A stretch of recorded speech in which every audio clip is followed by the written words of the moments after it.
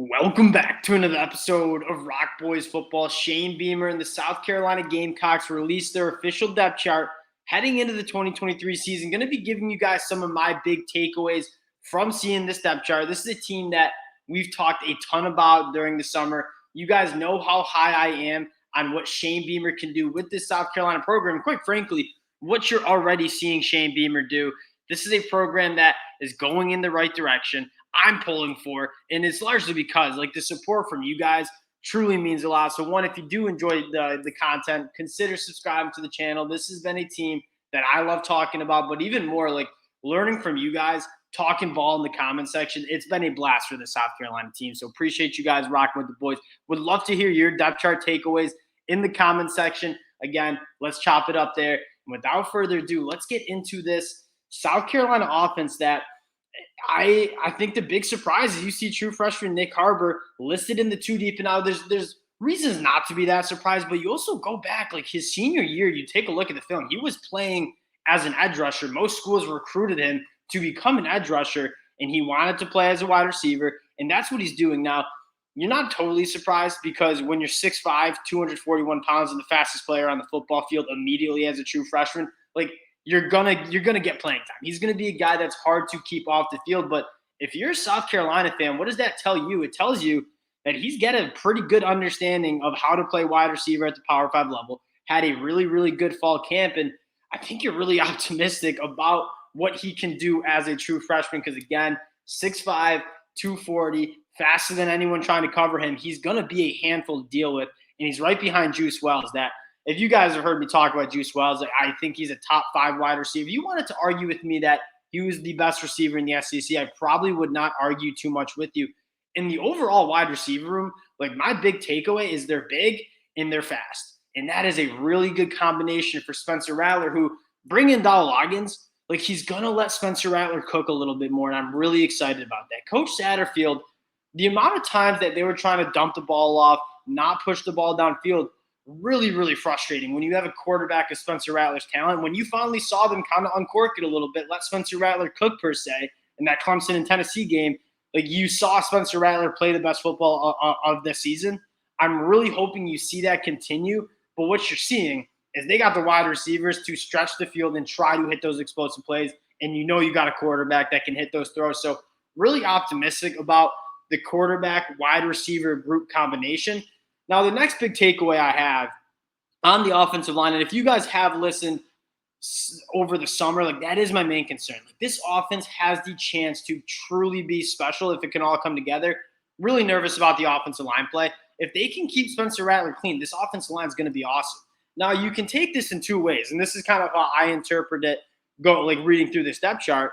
You got the oars at both tackle positions, right? Sidney Fugger and Jackson Hughes, and Kason Henry and Wanamaker.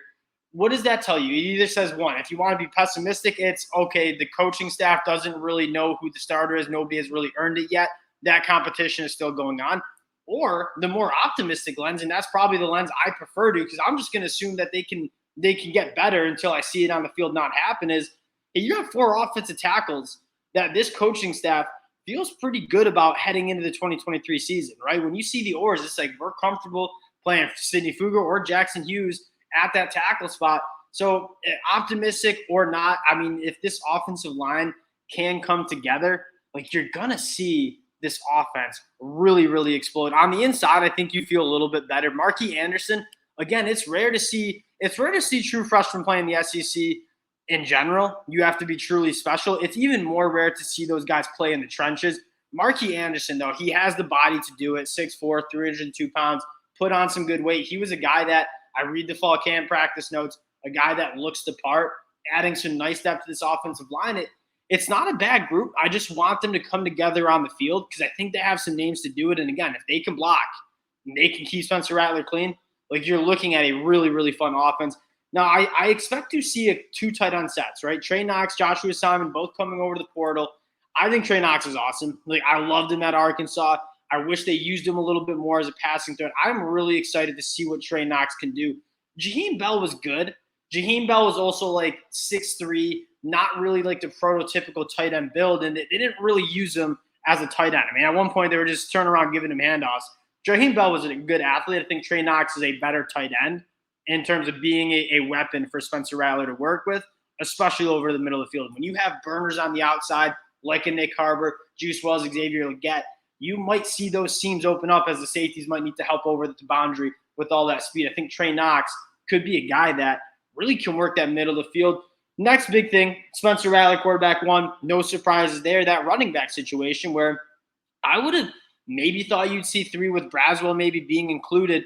Main thing, DeCorian Joyner, the starting running back heading into the season. If you guys have listened to me, like I'm really excited to see what DeCorian Joyner can do. He's been a guy that even going back to that UNC bowl game, get the ball into his hands any way possible and let him go to work. I think he's one of the more special athletes on this South Carolina team. And Juju McDowell, as good of a football player as I think he is, there's a reason he's the running back too, and it's because he's a little bit smaller. He's a 5'9", 180. He's not a guy that you want taking 15, 20-plus carries a game. DeCorian Joyner, 6'1", 230 pounds. One, I had no idea he was that big. And then two, I think he's really electric with the ball in his hands. And from what you're reading in fall camp, he looks like a running back, which is a really good sign for South Carolina. It was a concern for us a couple months ago. I don't think it's as much of a concern as we head into the season now that it sounds like DeCorian Joyner can be that running back one. And I would expect to see someone like Braswell at least play a little. Maybe not week one, but I have a feeling you're going to see him at least at some point during this 2023 season. Moving over to the defensive side of the ball, this is a group that I want to focus on the front seven. Like this secondary, and we'll talk about in a second, I think is one of the better secondaries that you see in the whole entire country. On the front seven, can you get after the passer, but more importantly, can you stop the run? And I think if South Carolina can stop the run and get into more of those obvious third downs where you can tell your defensive ends to pin your ears back and go after the quarterback, you'll start to see some more pressure. But when it's 3rd and 3 and you have to respect the offense running the football to move the chains, it's harder to tell your edge rushers, hey, pin your ears back and go win with some speed and go get to the quarterback. So I want to talk about how this front seven can stop the run first. I got a lot of confidence in a guy like Tonka Hemingway and Alex Huntley. Yes, they are a little bit undersized, but I think they play big.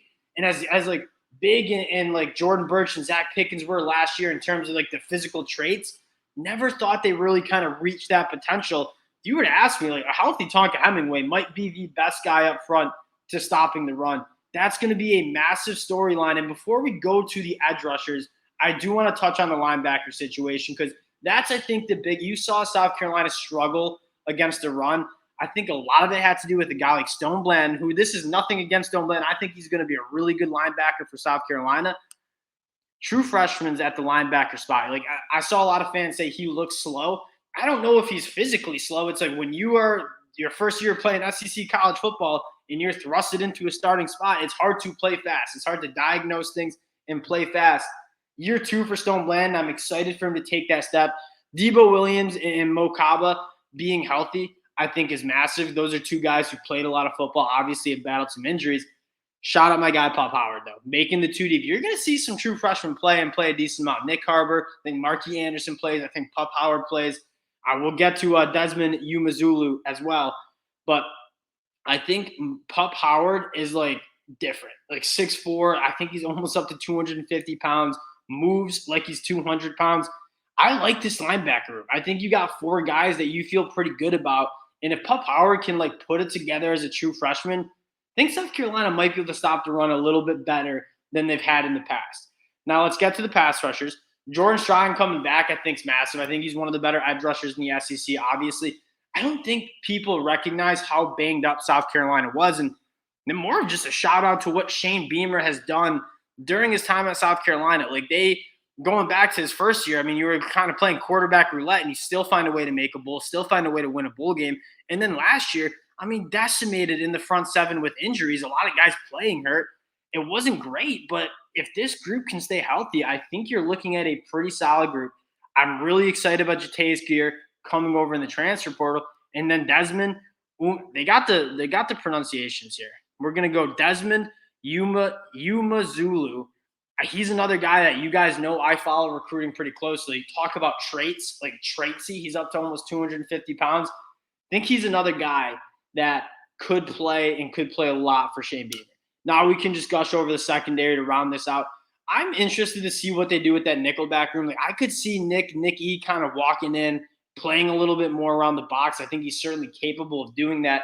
At the end of the day, I think you have two of the better safety, probably one of the best safety duos in the country. I think Marcellus Dial is a very, very good cornerback. This secondary is going to be good. And I wonder if you are still struggling to stop the run. If you can leave these guys on islands a little bit, throw Nicky in the box and just try to stop the run that way. When you have a good secondary and you trust guys to kind of win their one-on-ones on the outside, maybe it allows you to just play some numbers games. And if you don't have the guys up front, you can put more guys up front in terms of stopping the run.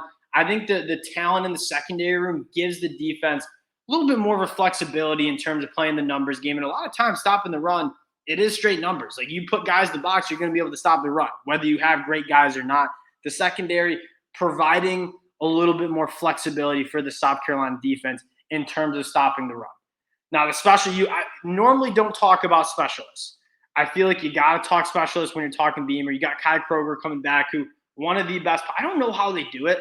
I would love to know what Beamer's recipe is and how he's just so much better than every single coach, even in the SEC at special teams. But he absolutely gets it done. Mitch Jeter, Kai Kroger, probably two of the best specialist duos in the country. Xavier Legette, like a guy that every time he touches the ball back there, going to be dangerous in terms of returning it to a touchdown. You have the Corey and Joyner back there as well. Got to show a little love to the specialists as well. This is a South Carolina team that I think you're excited for. And I think there's a portion of it where you got to stay healthy. You might be thin at some spots, especially on that offensive line. But if it comes together, and I'm not saying that South Carolina offensive line has to be the best group in the country, but if it can be just solid, keep Spencer Rattler clean, I think you're looking at a really good offense. If they stay healthy in that front seven, it's a good team. And Shane Beamer's always going to coach his guys to their highest potential. That's one thing that no one talks about is Shane Beamer beat a lot of SEC teams last year with not having the talent. Like the talent has not really been there for South Carolina yet. It's going there. It's getting in the right direction. You see the recruiting class that they're bringing in.